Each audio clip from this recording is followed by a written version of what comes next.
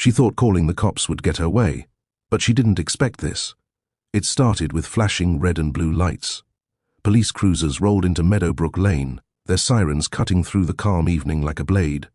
Neighbors stepped outside, clutching coffee mugs, whispering, their curiosity pulling them closer to the commotion.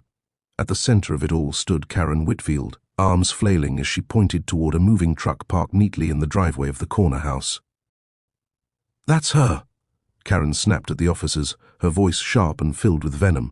"She doesn't belong here. She's suspicious, and she's already breaking HOA rules."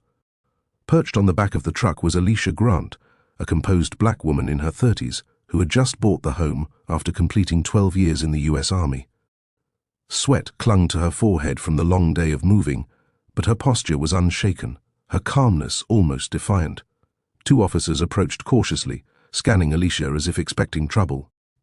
The crowd leaned forward, tension thick in the air. Karen smirked, confident that her call to the police would end in humiliation for Alicia. But Alicia didn't raise her voice. She didn't even flinch. Instead, she reached into her jacket pocket and pulled out a leather wallet. Slowly, deliberately, she held up her military ID card, its seal gleaming in the streetlights. The officers stopped. Their expressions shifted instantly from suspicion to respect. Almost in unison, they straightened their backs and saluted. The crowd gasped. Karen's triumphant smile froze, her finger still outstretched but trembling now. The moment she thought would expose Alicia had backfired completely. In that instant, everyone on Meadowbrook Lane learned the truth. Alicia wasn't just another new neighbor. She was a decorated veteran who had earned more respect than Karen could ever demand. And Karen? She had just picked a fight she could never win. For a few long seconds, Karen stood frozen, her outstretched finger trembling in mid-air.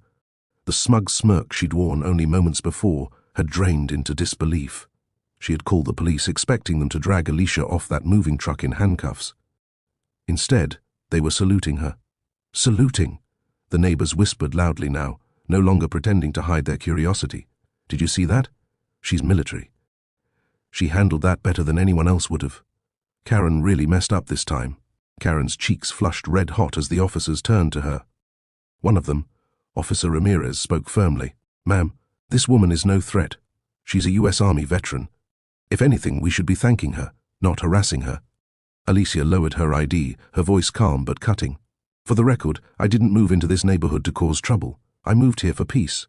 But peace doesn't mean I'll let myself be disrespected." The words hit like a punch. Karen's lips quivered, but her pride wouldn't let her back down. "This is a family community," she snapped, her voice rising again. "We have standards. I don't care if you flash some card." "Some card?" Officer Ramirez interrupted sharply. "That card represents 12 years of service, deployments, and sacrifice. You should show more respect." The crowd gasped. Karen's knees nearly buckled from the humiliation, but she forced herself to stand tall. She glanced around and realized she had lost the audience. The neighbors weren't siding with her. They were looking at Alicia with admiration. Karen's jaw tightened. She wouldn't let this stand. Not in her neighborhood. As Alicia turned back to help the movers with another box, Karen's eyes narrowed with a promise. This wasn't over. Not by a long shot. That night the street was quiet again, but Karen's mind was anything but. She sat in her living room, pacing in front of the fireplace with a glass of wine clutched tightly in her hand. The scene replayed over and over in her head, the salute, the neighbors' stares, Alicia's calm defiance. Every time she thought about it, her chest tightened with rage. "She made me look like a fool," Karen hissed under her breath, "in front of everyone, in my own neighborhood." She picked up her laptop and pulled up the HOA website, scanning through the long list of community bylaws she had memorized years ago. Paint colors, mailbox heights, driveway rules, trash pickup hours. There were dozens of regulations, most of them petty, but all enforceable. A sinister smile crept across her face. Karen opened a blank email to the HOA board. Her fingers danced across the keyboard as she typed, "New resident has already violated multiple community standards. Truck blocking driveway longer than permitted. Yard not in compliance. Potential security risk. Please investigate immediately." She attached a series of photos she had secretly snapped of Alicia's moving truck, framing them as evidence. To Karen, this wasn't harassment. It was a mission. Alicia may have won today's battle, but Karen intended to win the war.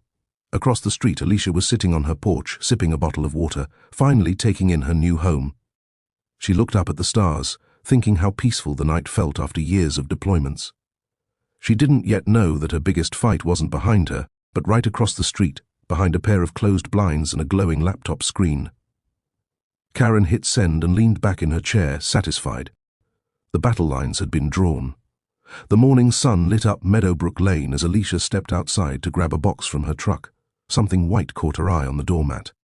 A sealed envelope with the HOA's logo sat neatly at her feet. She bent down, picked it up, and tore it open. Her eyes scanned the words, and she almost laughed. Notice of violation. According to the letter, Alicia had already broken several community rules: extended moving truck parking, improper lawn care, and non-registration with the HOA. She had only lived here 2 days. 2 days. She glanced across the street. There was Karen, standing on her porch in her pink cardigan, sipping coffee with that smug little grin. Alicia held up the letter like a trophy and gave her a slow clap. Karen nearly choked on her drink but quickly composed herself. Later that evening, Alicia sat at her kitchen table, reading the letter again. She knew exactly what this was: an intimidation tactic. The military had taught her how to recognize psychological warfare, and Karen was attempting her own suburban version. Still, Alicia wasn't one to be pushed around. She pulled out her phone, snapped a photo of the letter, and texted her old army buddy Marcus, now a lawyer. "Looks like my new neighbor isn't happy I moved in," she wrote. Marcus replied instantly, "Keep every letter, every photo. Trust me, this will come in handy." Alicia smiled. She wasn't going to fight fire with fire, not yet. She would fight smart, just as she had been trained. Meanwhile, Karen was busy bragging in the HOA Facebook group, "We've got a problematic new resident. Don't worry, I'm handling it." What she didn't realize was that Alicia had just begun preparing her own counterattack. The community center smelled faintly of coffee and disinfectant. Folding chairs were lined up in neat rows, and neighbors filled the seats, chattering quietly. At the front sat the HOA board, 3 middle-aged men and 1 retired school principal who acted as chairwoman. The tension in the room was already thick when Alicia Grant walked in, wearing a simple navy blazer over her jeans. Karen was sitting in the front row, clipboard in her lap, lips curled into a smug smile. She leaned toward the woman next to her and whispered loudly enough for Alicia to hear, "Watch this. She's about to get put in her place." The chairwoman cleared her throat. Next on the agenda, complaints regarding the new resident at 1427 Meadowbrook. Her eyes flicked toward Alicia. "Miss Grant, we've received reports of multiple violations during your move-in process. Would you care to respond?" Karen's hand shot up before Alicia could even speak. "She's already disrupting the neighborhood, moving truck parked illegally, lawn neglected, and frankly—" Karen paused, her voice dripping with disdain. "Her attitude when I tried to welcome her was hostile." Murmurs rippled through the room. Alicia didn't flinch. She calmly walked to the front, unfolded the violation letter, and placed it on the table in front of the board. 2 days, she said evenly. "That's how long I've lived here. 2 days, and somehow I've managed to break half a dozen rules?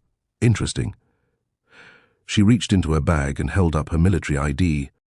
The board members leaned forward, surprised.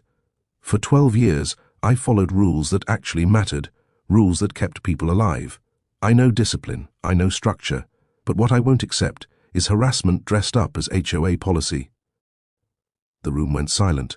Neighbors glanced at one another, and for the first time, Karen's smirk faltered. Alicia wasn't just defending herself, she was setting the tone for every battle to come. When the HOA meeting adjourned, the chatter in the community center didn't die down. People gathered in little circles, whispering, exchanging glances. Alicia walked calmly toward the door, her head held high, her ID still tucked neatly in her blazer pocket. Karen scrambled after her, trying to keep control of the narrative. "Don't let her fool you," she hissed to anyone within earshot. "These types always play the victim card. She's just trying to intimidate us with that badge." But her words didn't land the way she hoped. Across the room, Mrs. Patel, who lived 2 houses down, spoke up. "Victim card? That woman served this country. She's more disciplined than anyone here. You embarrassed us when you called the police on her." Others nodded in agreement. Even the chairwoman of the board, who had been careful not to take sides, murmured, I think we owe Miss Grant some respect. Karen's eyes darted nervously. This wasn't how it was supposed to go. She had expected everyone to rally behind her, not drift toward Alicia. Outside, Alicia was approached by a young couple, Jason and Emily, who lived across the street. "Hey," Jason said, rubbing the back of his neck awkwardly. "Just wanted to say, we're glad you're here. If you need help settling in, just knock." Alicia smiled warmly. "Thank you. That means more than you know." From a distance, Karen watched the exchange, her jaw tightening. She could see the tide turning, neighbors she once commanded with fear and intimidation beginning to admire Alicia instead. Karen stormed back to her car, her heels clacking angrily against the pavement. "Fine," she muttered under her breath. "If they won't stand with me, I'll make them regret siding against me." Her next move wouldn't just be about HOA rules, it would be personal. 2 squad cars pulled into the cul-de-sac, their flashing lights bouncing off the manicured lawns and white fences. Neighbors peeked from behind their curtains, eager to see what drama Karen had stirred up this time. She stood proudly at the end of Monica's driveway, arms crossed, lips curled into a smirk, ready to watch the police drag Monica away. The officers stepped out, hands resting on their belts as they scanned the scene. Karen rushed toward them like she was greeting old friends. "Officers, finally, thank you for coming. This woman is trespassing. She's breaking HOA codes and disturbing the peace." "She doesn't belong here," Karen said, pointing at Monica as though she were calling out a criminal. The lead officer, a tall man with a weathered face, walked toward Monica. She stood on her porch, calm but firm, her chin slightly raised. "Ma'am, can we see some identification?" he asked, his tone neutral but his eyes narrowing with suspicion. Karen folded her arms tighter, whispering loudly enough for the neighbors to hear. "Watch this! She won't have anything! She's lying about living here!" Monica reached into her pocket slowly and pulled out her wallet. She handed the officer her driver's license, showing her address, clear proof that she belonged in the house Karen was so desperate to keep her out of. But Karen wasn't ready to give up. "Fake ID! People make those all the time," she scoffed, trying to undermine the evidence. "Check her car, check her bags. She doesn't live here." The officer looked at Monica again. "Ma'am, do you have any other identification?" he asked. Monica's lips curled into the faintest of smiles. She knew exactly what would silence the neighborhood and freeze Karen in her tracks. She reached into her bag, her fingers brushing against the smooth leather of something that carried more weight than any license ever could. The air was so thick with tension that even the neighbors holding their phones up to record fell silent. Karen smirked, arms folded, sure she was about to see Monica hauled off in handcuffs. The officers exchanged glances, waiting to see what Monica would pull from her bag. Monica's hand emerged slowly, holding a sleek, weathered leather case. She flipped it open with practiced precision. Inside lay her military ID, shining under the flashing police lights. Bold letters declared Major Monica Ellison, United States Air Force. The officer's eyes widened. His posture shifted instantly from suspicion to respect. "Major Ellison?"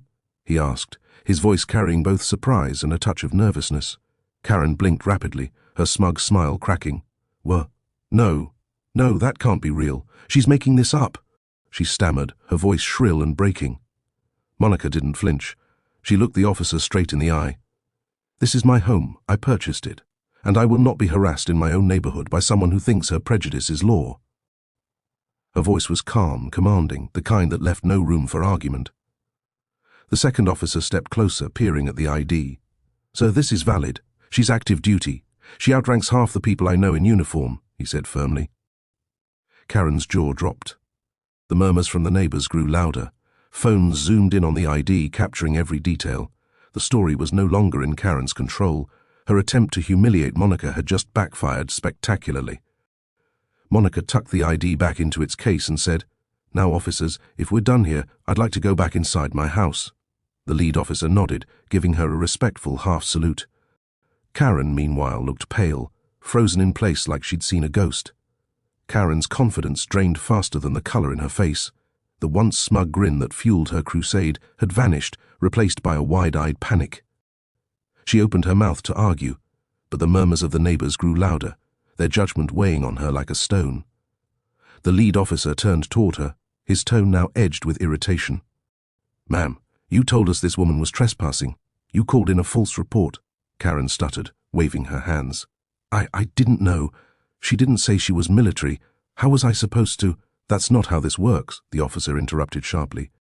You don't get to harass someone because of how they look or where you think they belong. Major Ellison has more right to be here than most. This is her home, and you've wasted police resources tonight. The neighbors, emboldened by the truth, began whispering louder. One man muttered, always stirring up trouble. A woman shook her head, saying, Imagine disrespecting someone who serves this country. Phones were recording every word, and Karen knew it. Monica, standing steady on her porch, didn't gloat or raise her voice. She simply let the weight of her ID and her presence speak for her. This is exactly why people like me are tired, she said, her voice calm yet cutting. We serve, we sacrifice, and still, when we come home, we're treated like intruders. The officer shifted uncomfortably, clearly ashamed of having doubted her at first. He turned back to Karen. Ma'am, consider this your warning. Another false call like this, and you'll be facing charges for harassment and misuse of emergency service. Karen's lips trembled. For the first time, she realized she wasn't the one in control anymore. The story was already spreading across the neighborhood, and soon beyond. Karen's mouth flapped open like a fish out of water, desperate to claw back some dignity. I didn't mean it like that. I was just concerned for the neighborhood. We have rules here. I was only trying to protect what? Monica cut in, her voice steady but razor-sharp. She stepped down from her porch, closing the distance between her and Karen. Every pair of eyes in the cul-de-sac was on them. Protect property values, or protect your prejudice? The crowd of neighbors gasped. Karen's face burned, but she had no comeback. Monica continued, her words measured and powerful, like a commander briefing her unit. I've served this country in places most of you couldn't even find on a map. I've led men and women into dangerous skies so people like you could sleep safely at night. And when I finally come home, when I finally want peace, what do I get? A neighbor who calls the police because my skin doesn't match the rest of the houses on this street. The silence that followed was deafening. Even the officers, who usually would have stepped in, stayed quiet, knowing Monica's words needed to be heard. Karen's lips quivered, but all she managed was a whisper, That's not what I meant. Intent doesn't erase impact, Monica replied firmly. She turned to face the neighbors, her gaze sweeping across their faces. This is my home, and I won't be made to feel like a stranger here. If any of you had doubts, let this be the last time you question whether I belong. A murmur of agreement spread through the crowd. A neighbor in the back shouted, Welcome to the neighborhood, Major, and applause broke out. Karen shrank back, her power crumbling before the collective judgment of the very people she thought she spoke for. The neighborhood erupted in whispers, phones raised higher now that the story had shifted. What began as Karen's attempt to shame Monica had turned into her own public downfall.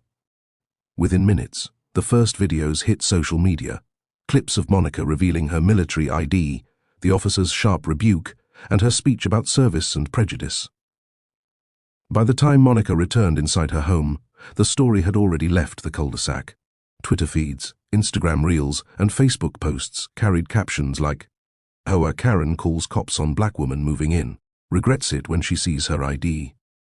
Major Ellison puts racist neighbor in her place.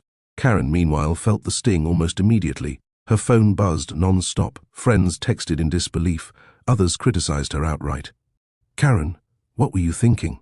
One message read. Another, you're on TikTok right now, millions are watching. She looked out her window and saw her neighbors avoiding her gaze, whispering in small groups. The officers, finished with their report, gave her one final warning before leaving. Next time, it won't be just a warning, one officer said, sternly. Karen shut her door and leaned against it, her stomach churning. Her reputation, once rooted in control of HOA meetings and petty rules, was unraveling in real time. She'd wanted to embarrass Monica, but instead, she had humiliated herself before the entire world. Meanwhile, Monica sat inside her new home, sipping a glass of water, the faint sound of applause from outside still echoing in her ears. She wasn't seeking fame, but she knew this moment had turned into something bigger than her alone. Karen's world was shrinking, while Monica's presence in the neighborhood, and online, was only growing stronger. The fallout came fast and merciless. By the next HOA meeting, Karen sat at the end of the long conference table, her face pale, her posture stiff. The very people she once commanded with her sharp tongue now stared at her with thinly veiled contempt. The HOA president cleared his throat. "Karen, we've reviewed the incident and the attention it's brought. Your actions have damaged the reputation of this community. We can't allow someone who misuses authority to remain in a position of influence." Karen's voice cracked. "I was only trying to—" "No," another neighbor interrupted firmly. "You were trying to control who belongs, and you were wrong." A vote was called. Hands rose, every one of them against her. Karen was officially stripped of her HOA privileges. It was the first time in years she had been silenced, and the weight of that silence crushed her. Meanwhile, Monica found herself approached by neighbors who had once eyed her with suspicion. They stopped by her yard with fresh-baked goods, handshakes, and apologies. "We're glad you're here, Major Ellison," one elderly man said, tipping his hat. A young couple added, "Our kids could use a role model like you." Monica accepted their kindness with grace but kept her humility. "I didn't come here to be a symbol," she told them. "I just came to live my life. But if my presence reminds people to think twice before judging others, then maybe this move was meant for more than just me." That night, as Monica stood on her porch, the stars glimmered above her. She thought about the battles she'd fought abroad and the unexpected one she'd just faced at home. Both required courage, both required strength. Karen stayed behind her curtains, her phone buzzing endlessly with the echoes of her downfall. Monica, on the other hand, breathed freely. Her home truly hers now, not because she proved she belonged, but because she stood tall when it mattered most. The neighborhood had changed, and it would never be the same again.